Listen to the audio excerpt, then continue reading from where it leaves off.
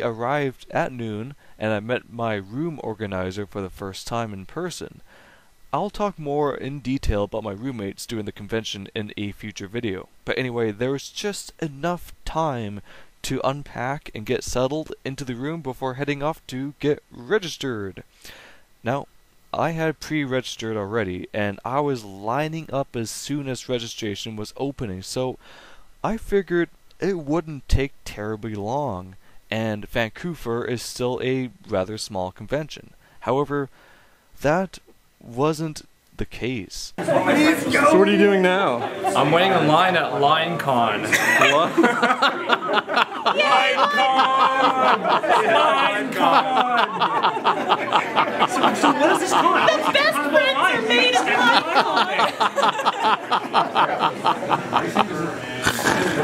Yeah, I've always called. There were technical difficulties, unforeseen technical difficulties, and all in all, I waited over an hour and a half, close to 2 hours, just to get registered for the convention.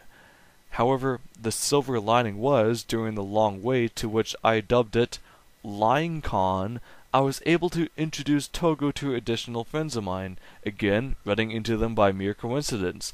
This was a good starting indicator for the convention to come. While my American friend was getting acquainted with my fellow Canadians, it gave me a chance to reflect on something. During the first steps into the hotel itself, I had noticed something. My fursuit makers, Norse Wolf Creation, they had printed out many flyers and business cards to spread out through the hotel, taping flyers in the hotel elevators on idle tables against certain walls. It wasn't overwhelming, but it was an odd and strange occurrence to see myself being advertised. So there I am. Here I am.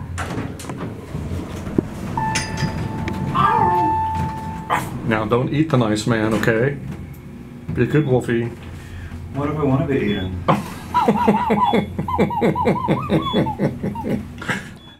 Now I know they were advertising their business and not necessarily me, but it was still an odd feeling seeing my fursuit self being proudly displayed for others to see.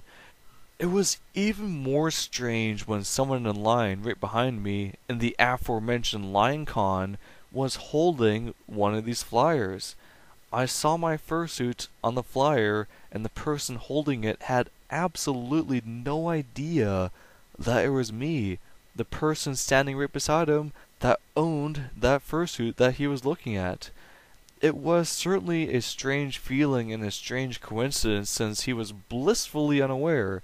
You know, not that he had any idea of knowing, but because no one really cares what I look like. It's all about the fursuit itself. But anyway, with registration done and over with, I was eager to do my first fursuiting. It was going to be my first time ever wearing the suit in public at a convention for everyone to see. And when I got down to the hotel lobby, my maiden voyage in suit, my timing, it must have been impeccable. I say this because when I was in fursuit at the hotel registration during Thursday afternoon, right before the first panel that I wanted to attend to, I was treated to the absolute highest and staggering, mind-blowing reception that I can possibly ever fathom. I am having extreme difficulty trying to find words to attempt to justify the tsunami of interested and curious people. I was in suit at the epicenter of when the majority of people are first arriving at the convention, and I was situated in the lobby where many people need to be in order to check into their appropriate rooms. This was the first time I've ever shown off the fursuit in public, so nobody, and I do mean nobody, knew what this fursuit was previously. And because the fursuit that I own is of such high quality, and it has so many, quote-unquote, freaking cool features, it was the absolute perfect storm of mind-boggling fascination. none to which ever happened again as the convention continued on, nor do I imagine something of such intense magnitude ever happening again. To this day, I'm still blown away by the rather large reception that I received, and the warm welcomes that were given to me. I can't stress enough how awesome that was. People wanting either a picture, or to ask about the suit, ask about who made the suit, ask for a hug, ask for a picture, ask for a hug, ask for a selfie, ask who I was, ask for a picture. You get the idea. I know I keep going on and on about this, but in all honesty, it was a life-changing experience, and I have all of you to thank for that. So, thank you from the bottom of my heart. Your new brand new suit, oh my god! It's good. Very nice suit too. So anyway, after moving 5 feet by 5 feet, being stopped by a curious attendee for one reason or another, I finally made it to my first panel. It was an introductory game, a mix between Never Have I Ever and musical chairs. You're disappointing your fans. Well, that's what I do best. Oh my god! So, there's only one thing that I do well, is disappoint my fans.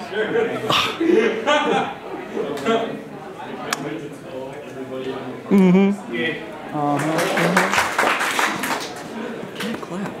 Just make any noise.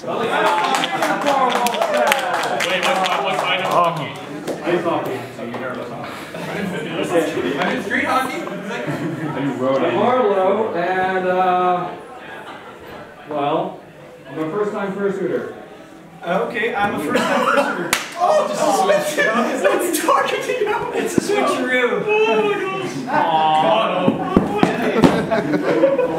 Controversial opinions come out. There you go, let's all make everybody It was a good movie, but it's not the furry Bible. What?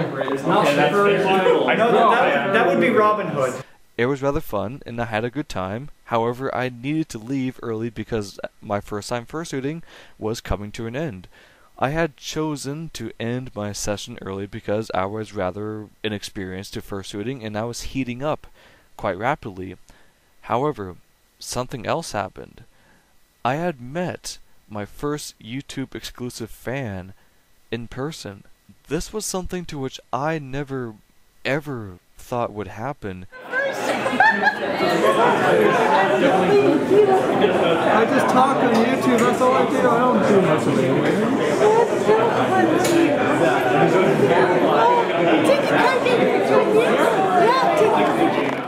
You have to realize that YouTube is a worldwide audience. I'm still a very tiny channel.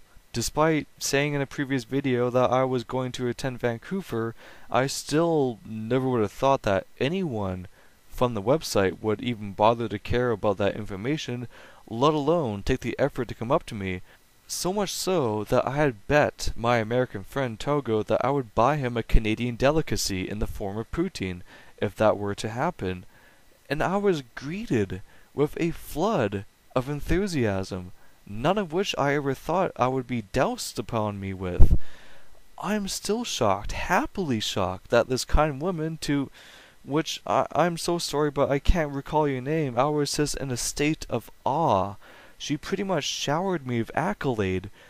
I really do appreciate it, but I just kind of feel like I don't really do much of anything spectacular on YouTube or elsewhere.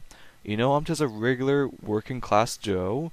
I go about a relatively normal life outside of my fursuit.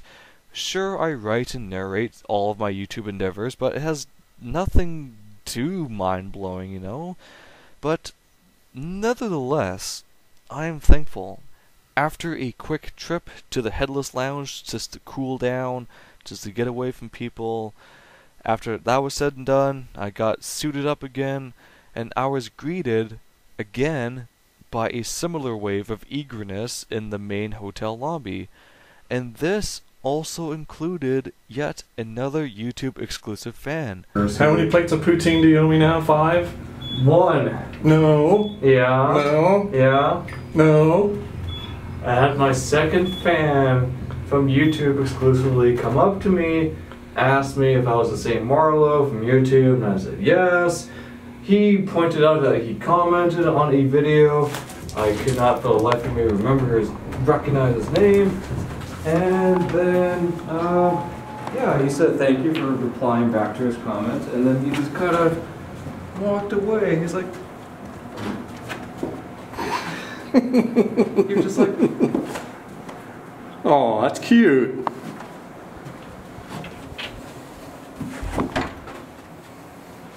Is this the den of wolf sin? I like that actually. Den of Wolfson. Mm-hmm. Okay, get your key. Use my key card, I guess, but just use your key card, bitch. I'm still pleasantly shocked by this revelation, as this hobby of mine has actually turned into something recognizable. I may not be a huge deal in the grand scheme of things, but it garners a huge amount of appreciation and sincere gratefulness. I'm happy for each and every friend I have and how they come to my life, no matter the origin.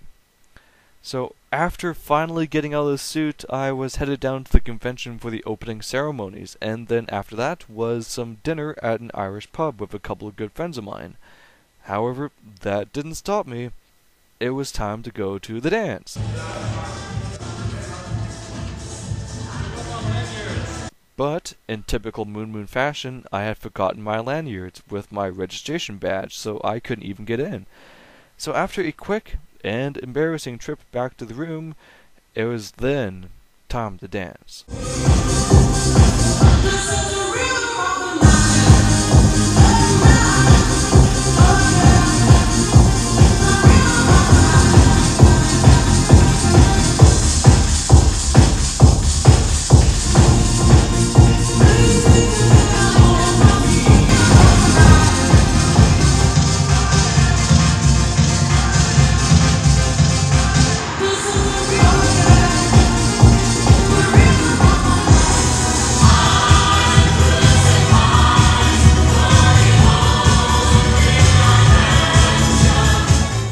So despite some derpiness and some awkwardness in this suit, I felt like I did a pretty good job for my first time fursuit dancing.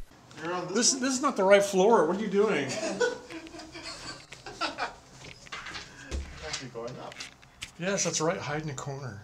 Since it was Thursday, not a whole lot of parties were happening during the first night of the convention. Well, I'm sure there were, but I wasn't invited to any of them. Additionally, for someone like me, I was still getting into the swing of things. There were large adjustments to be made for someone as a first-time fursuiter, and I had a heck of a day, as it were, already. Thursday was pretty action-packed for me. It was a good beginning to the convention. After the dance, I hung out with some of my friends while in suit, showing off the craftsmanship of the fursuit to more curious people. Now, one of the things I didn't want to do was to get drunk in fursuit. So, for the entirety of the convention, I never really got drunk. Sure, I had a beer or two spaced out between hours on end, but these were beverages for the sake of beverages, really. There were no late-night shenanigans for me on Thursday. It was still a very successful and mind-boggling, joyous day, no less. Stay tuned for my Friday report, and take care. It's kind of ironic that I do these kind of podcast-type YouTube videos, but a lot of fursuiters, they don't talk very much.